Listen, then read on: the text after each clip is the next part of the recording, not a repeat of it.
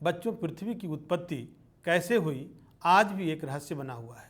इस संबंध में विश्व के अलग अलग वैज्ञानिकों ने अपनी अलग अलग परिकल्पनाएं प्रस्तुत की हैं, लेकिन किसी भी परिकल्पना को पूर्ण रूप से स्वीकार नहीं किया गया है। पृथ्वी की उत्पत्ति से संबंधित कई परिकल्पनाएं हैं, जिनमें प्रमुख है professor Immanuel Kant. Immanuel Kant German दार्शनिक थे, जिन्होंने 1755 में गैसीय राशि परिकल्पना प्रस्तुत किया। इनके अनुसार पृथ्वी प्रारंभ में आद्य पदार्थ, ठोस, ठंडा, गतिहीन एवं बिखरा हुआ था। गुरुत्वाकर्षण बल के कारण आपस में टक्कर हुआ। टक्कर के कारण पिंडों में ताप एवं गति उत्पन्न हुआ। ताप एवं गति के कारण गतिशील नेबुला में बदल गया। बच्चों की नेबुला क्या है? नेबुला बादलों एवं धूलकणों का घूमता हुआ एक पिंड है, जिसे निहारिका भी कहा गया।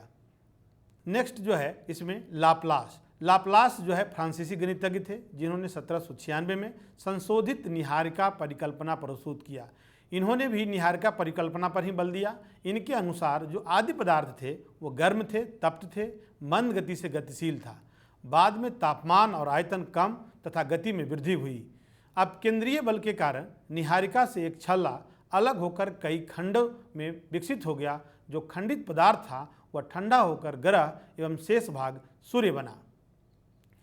इसके अलावे जो अन्य वैज्ञानिक थे उनमें चैम्बरलेन और मोल्टेन भूगर्भ शास्त्री थे, जिन्होंने 1900 में ग्रहाणु परिकल्पना प्रस्तुत किया। इनके अनुसार प्रारंभ में ही सूर्य होने की कल्पना की। इन्होंने कहा कि प्रारंभ में एक सूर्य था, बाद में एक भ्रमणशील तारा सूर्य के पास से होकर गुजरा। सूर्य के पास से होकर गुजरने के कारण जो गुरुत्वाकर्षण बल आया, उस गुरुत्वाकर्षण बल के कारण सूर्य से एक सिगार के आकार की भांति एक पदार्थ अलग हो गया। सिगार क्या होता है? सिगार सिगरेट की भांति का एक पदार्थ होता है जो सूर्य से अलग हुआ, और वह जो है जब तारा जो आया था वह दूर चला गया। बाद में जो सिगार की भांति जो पिंड था वह सूर्य का चक्कर लगाने लगा और यह सिगार ग्रहों में बदल गया। अन्य वैज्ञानिकों में सर जेम्स जीन्स एवं हेराल्ड जेफरीज का ज्वारीय परिकल्पना भी प्रसिद्ध है। इनके अनुसार प्रारंभ में सूर्य एक गैसीय पिंड था। एक अन्य विशाल सूर्य इसके पास से गुजरा। गुरुत्वाकर्षण बल के कारण विशाल जिह्वा की भांति एक पदार्थ निकला, जिसे ग्रहों का निर्माण हुआ। और बच्चों, इस संदर्भ में जेम्स एंड जेफरीज ने इन्होंने कहा कि इन्होंने भी जो है एक सूर्य की कल्पना की थी, प्रारंभ में ही सूर्य की कल्पना की थी। बच्चों, अन्य वैज्ञानिकों में ऑटो श्मिट तथा कार्ल वाइजास्कर प्रमुख हैं। इन्होंने भी निहारिका परिकल्पना पर बल दिया और इसका संशोधित रूप प्रस्तुत किया।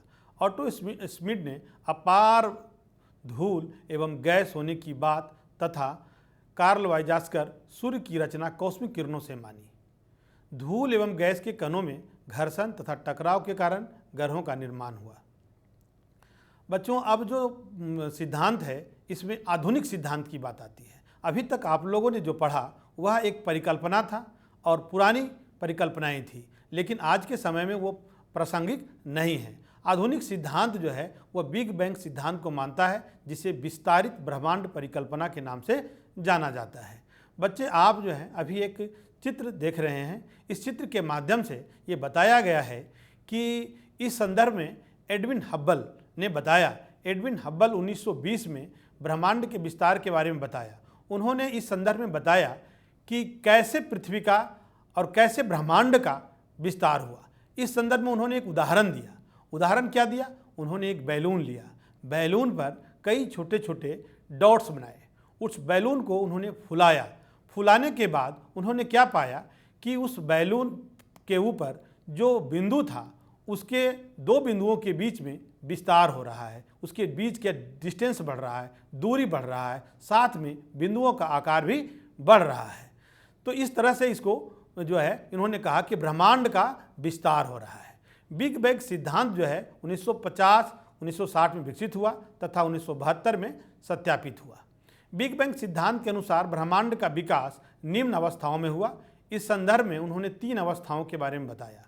प्रारंभ में ब्रह्मांड का समस्त पदार्थ अत्यधिक छोटे गोलक के रूप में एक ही स्थान पर एकत्रित था, जिसे एकाकी परमाणु कहा गया।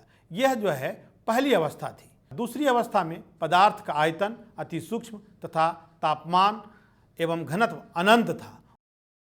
13.7 अरब वर्ष पूर्व बिग बैंग के कारण इस गोलक में भीषण विस्फोट हुआ। विस्फोट को ही बिग बैंग थ्योरी कहा गया, जिसका विस्तार हुआ एवं वर्तमान में भी जारी है। विस्तार में कुछ ऊर्जा पदार्थ में परिवर्तित हो गया। ऊर्जा दरअसल पदार्थ में बदल जाते हैं। E = mc² आपने सुना होगा। कुछ ही देर के बाद विस्तार की गति धीमी पड़ गई एवं आरंभिक 3 मिनट में ही पहले परमाणु का निर्माण हो गया। बच्चों, इस संदर्भ में मैं बताना चाहूँगा कि केवल नैनो सेकंड में, सेकंड के बहुत से छोटे से भाग में जो है पूरा ब्रह्मांड का निर्माण हो गया और उसमें जो 1.43 सेकंड में जो वर्तमान अभी आपका अंतरिक्ष है उसका निर्माण हो गया। 3 लाख वर्षों के दौरान तापमान में 4500 केल्विन तापमान गिर गया और परमाणुीय पदार्थ का निर्माण हुआ। ब्रह्मांड पारदर्शी हो गया। स्पष्ट है कि पहले ब्रह्मांड बहुत ही छोटे आकार का था। जैसे ही ब्रह्मांड फैला, अग्निपिंड से विकिरण हुआ और फैलकर ठंडा हो गया। हल्के बादल पहले से उपस्थित था। बादलों के कण गुरुत्वाकर्षण द्वारा एक दूसरे से आकर्षित हुए और विखंडित होकर आकाश गंगाओं का निर्माण हुआ। आकाश गंगाओं ने स्वयं टूटकर तारों का निर्माण किया। बाद में तारे टूटे और ग्रहों का निर्माण हुआ। इस तरह से बिग बैंग की थ्योरी के माध्यम से, बिग बैंग की कल्पना के माध्यम से हमें ब्रह्मांड की उत्पत्ति का पता चलता है। अब आता है बच्चों कि ब्रह्मांड की उत्पत्ति जो हुई उसमें बहुत सारे तारे थे, ग्रह थे, पृथ्वी थी, वायुमंडल थे, स्थलमंडल था, जलमंडल था। इनका निर्माण कैसे हुआ, इस संदर्भ में सबसे पहले हम तारों के निर्माण के बारे में जानेंगे।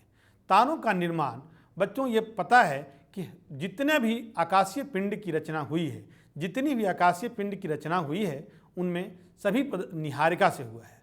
प्रारंभ में आकाशगंगा का निर्माण हाइड्रोजन गैस जो निहारिका द्वारा बने विशाल बादल से हुआ। इन्हीं गैसीय पिंडों से तारों का निर्माण हुआ। तारों का निर्माण 5 से 6 अरब वर्ष पूर्व हुआ। तो बच्चों, आपने देखा कि किस प्रकार तारों का निर्माण हुआ। तारों का निर्माण निहारिका का परिणाम था। वह वही निहारिका जो एक तस्तरी की भांति था और वह तस्तरी के जो बीच का भाग था वह संघनित था, झुंड था, गुंथित था और वह जो भाग था वह तारा था। बच्चों, अब हम लोग ग्रहों का निर्माण देखेंगे। ग्रहों का निर्माण तारों के निर्माण से जुड़ा हुआ है। कैसे, इसके बारे में अभी आप लोगों ने पढ़ा था कि तारों का जो निर्माण है वह निहारिका से हुआ है। निहारिका क्या था बच्चा?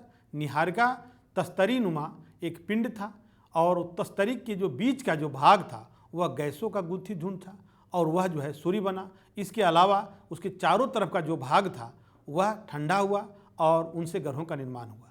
तो इस संदर्भ में ग्रहों के निर्माण से संबंधित 3 अवस्थाओं के बारे में पढ़ा जाता है। पहली अवस्था है ग्रहों का निर्माण तारों से हुआ है जो निहारिका के अंदर गैसों के गुत्थित झुंड हैं। इन गुत्थित झुंडों में गुरुत्वाकर्षण बल के कारण गैसीय क्रोड़ का निर्माण हुआ जो बाद में घूमती हुई तस्तरी के रूप में विकसित हुई। ये अब इसकी पहली अवस्था थी। दूसरी अवस्था में क्या हुआ? दूसरी अवस्था में गैसीय बादल का संघनन हुआ। संघनन क्या होता है? संघनन होता है अधिक तापमान से कम तापमान पर आने की प्रक्रिया। इस अवस्था में क्या होता है? जल वाष्प जल में बदल जाता है, जल जो है बर्फ बदल जाता है। इसी प्रक्रिया को हम संघनन कहते हैं। तो इस प्रक्रिया में संघनन आरंभ हुआ। संघनन के कारण क्रोड़ के इर्द गिर्द का पदार्थ छोटे गोलाकार पिंडों के रूप में विकसित हुआ जिसे हम अणु कहें। और इन्हीं अणुओं में ससंजन बल के कारण, ससंजन बल आपस में जुड़ने के बल के कहते हैं, अणु आपस में जुड़ने लगे और जुड़कर एक ग्रहाणु का निर्माण किए। ये ग्रहाणु संगठन की क्रिया द्वारा बड़े पिंड बन गए तथा गुरुत्वाकर्षण के कारण आपस में जुड़ गए। ये इसकी दूसरी अवस्था थी। तीसरी और अंतिम अवस्था में ग्रहाणुओं के सहवर्धित मतलब बढ़ने की क्रिया होने के कारण कुछ बड़े पिंड ग्रहों का रूप धारण कर लिए। अब आपने देखा कि कैसे धूल कणों से अणु बना, अणु से ग्रहाणु बने और ग्रहाणुओं से ग्रह का निर्माण हुआ।